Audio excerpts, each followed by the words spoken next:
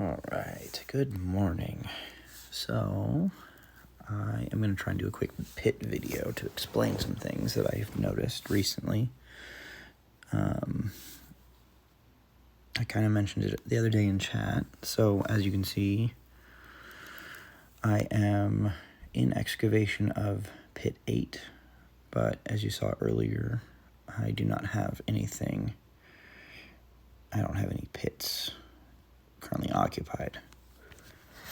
So, one of the things I was trying to mention earlier is, so I have 1 day up here at the top, says 1 day of excavation time. So let's say I attack this guy who I know I can't beat because of the symbol. The symbol says basically he's way too strong, and you can always go in and check their commander info and see, sure enough, I don't have any gear near them. I'm not going to check any further. But let's say I attack him.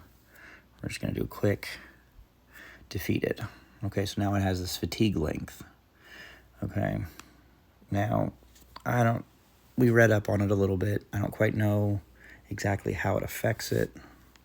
Even though we read it, it doesn't technically make sense to me. So, but when you reset field, it opens them back all up. So I can go to any of them I want to. Also, first field, when you confirm, it's a safe field. So if you autofill, you can't attack anybody. Steal, this field's protected, it cannot be stolen. So if you want to have a full excavation time or a full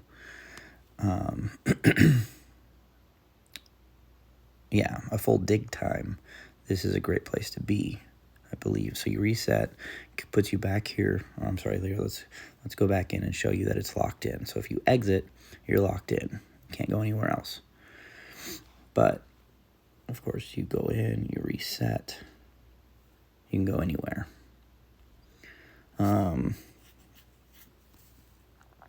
Let's see. So what I was mentioning also earlier, when I said I don't recommend automatically occupy, I only recommend using auto specifically for pit 1 because it's a safe pit.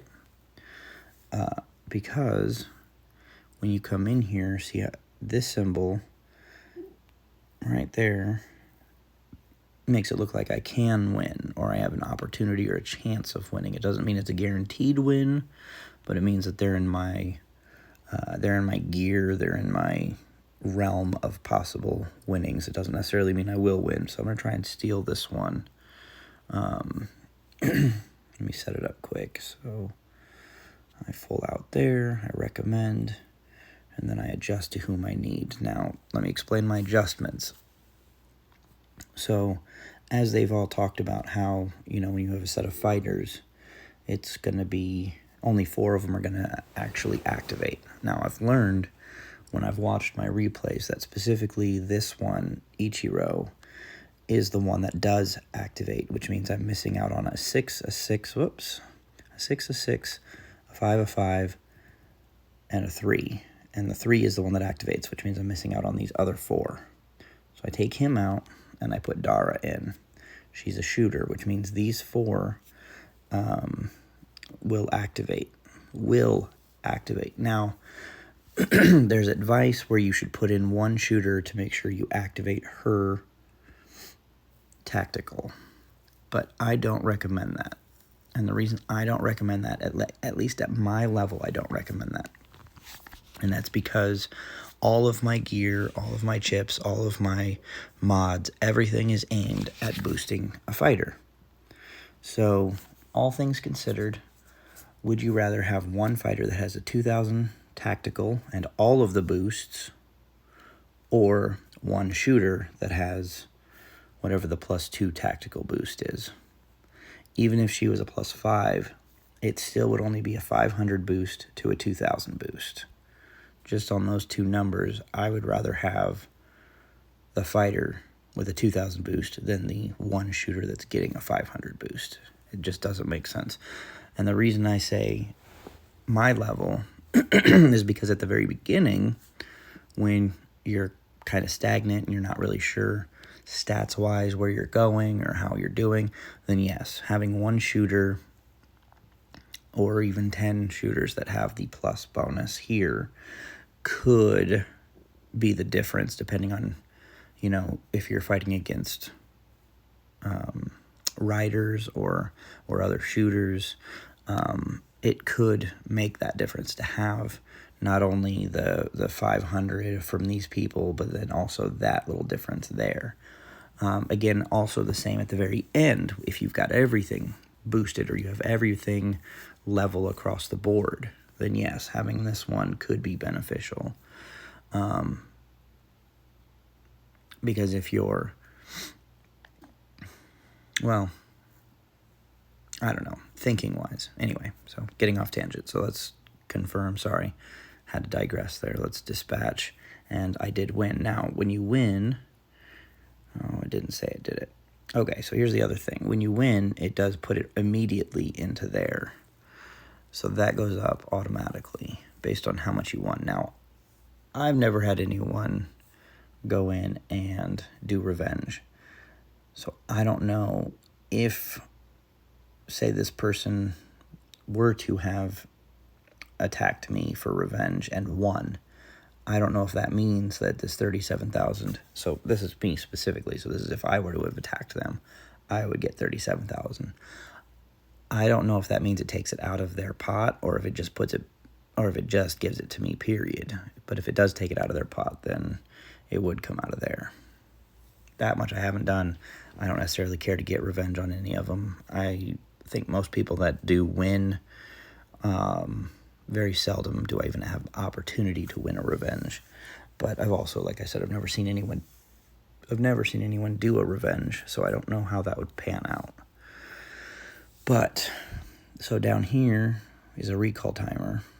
And honestly, if you are on enough, or you come on, say, 3 hours later, I definitely recommend hitting that recall button and doing another steal. Because what's going to happen is, if you recall, say you're 3 hours in and you hit recall, whatever your percentage is going to automatically go here to your pot, and then whatever you steal is going to go here to your pot. And then again, it's going to continuously collect in the background. So you're always, per se, active, and you're always increasing your pot at a faster and more exponential rate if you are actively bouncing back and forth. So that's my recommendation if you're active in jumping back and forth in the pit. And it's highly recommended because when you do that, you have access to all of these. You have resources down here at the bottom. I'm sure that they're available all the time. They may be locked out based on this shenanigans down here for headquarters. I'm not entirely sure because I rushed my headquarters to unlock a lot of this stuff, or just to unlock a lot of things. But McCarty, highly recommended. Highly recommended. I'm not going to say jump in and boost him as quick as I've boosted mine, but definitely save up on your rare earths. Do what you can to hold on to them until you actually need this stuff. Because, again, when it comes to, like, the Hero Quest day, where you have to get shards, well, then, boom, you've got, however many McCartys you can get. I can get 2 right now with my current cap.